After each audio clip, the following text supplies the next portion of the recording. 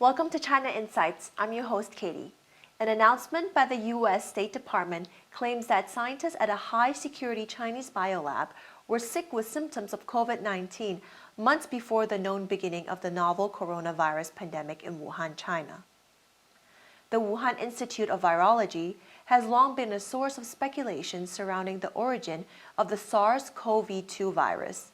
The Chinese government says that the virus jumped naturally from animals to humans before the initial outbreak at the Huanan seafood market in Wuhan in December 2019.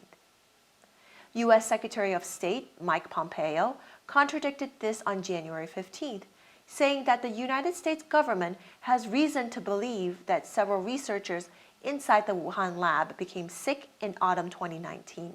This was before the first identified case of the outbreak. Those who fell ill had symptoms consistent with both COVID-19 and common seasonal illnesses. The State Department said the infection raises questions about the credibility of the Institute's senior researcher, Shi Zhengli. Shi had claimed a zero infection rate among lab staff and students.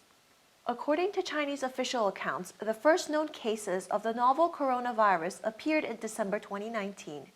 However, the Communist Party authorities muzzled early reports about the virus, claiming that for weeks that there were no evidence that it could transmit among humans, and instead of accepting offers for help, China prohibited international investigation teams from going to Wuhan.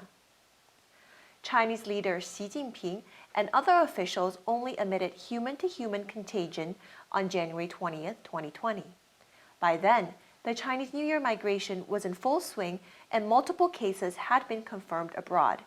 By the time Wuhan was locked down on January 23rd, 500,000 people had left for other parts of China as well as the rest of the world.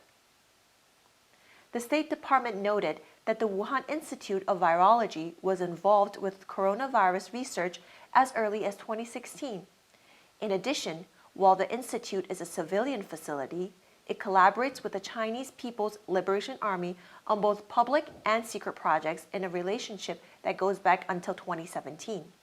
Pompeo says, the COVID-19 pandemic was avoidable. Any responsible country would have invited World Health investigators to Wuhan within days of an outbreak.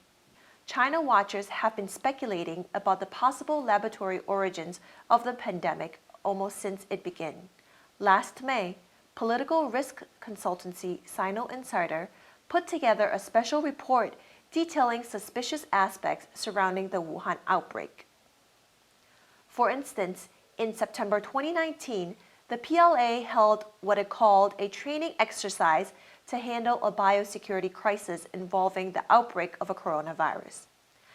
And in October, the stock price of a Hong Kong-listed Chinese pharmaceutical company shot up inexplicably, even though it would only be in March 2020 that the company officially began developing a vaccine. Based on this and other information, Sino Insider considered it likely that the Chinese authorities had known about the new disease as early as September 2019, not in December as is usually reported. Now, the United States has already been calling out Communist China for covering up the outbreak in Wuhan. But the State Department's January 15th announcement takes that accusation a step further. What Pompeo is saying is that this wasn't just a natural disaster that the Communist Party mishandled at first. Instead, China's most sensitive laboratory, working with the military, was researching a deadly virus and lost control over it. Not wanting this information to become public, the government stayed silent for weeks, causing China and the rest of the world to lose precious time that they could have used to prepare for the crisis. By making this information public, the Trump administration is making it clear that Beijing was responsible each step of the way.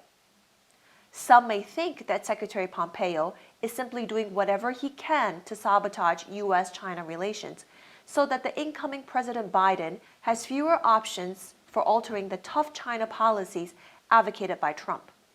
But according to one China watcher, Pompeo isn't acting alone, and the topic he started on could be continued by the next administration. If it's confirmed that the COVID-19 pandemic did not originate in the wild, but begin in an artificial setting, there could be a major impact on relations between China, the United States, and other countries. Distrust between China and the US is already high. Knowledge that the Chinese Communist Party willfully prevented the rest of the world from preparing for the pandemic would further worsen public opinion about China's leadership. Policies enacted by Trump, such as those sanctioning Chinese companies or restricting them from accessing sensitive technical information, could stay in place and even be intensified.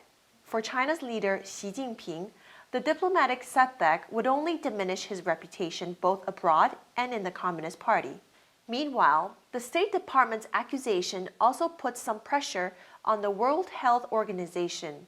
This is due to the fact that the message came just as the UN body was finally allowed to investigate the origins of the pandemic in China. However, many observers are concerned that the WHO, which is pro-China, and praised the Communist Party's epidemic response several times, will not be able to deliver accurate findings. According to the State Department, China continues to withhold vital information that scientists need to protect the world from this deadly virus and the next one. Until the CCP allows a full and thorough accounting of what happened in Wuhan, it is only a matter of time until China births another pandemic and inflicts it on the Chinese people and the world. Thank you for watching. If you found this video informative, please like and subscribe and stay tuned for more China Insights.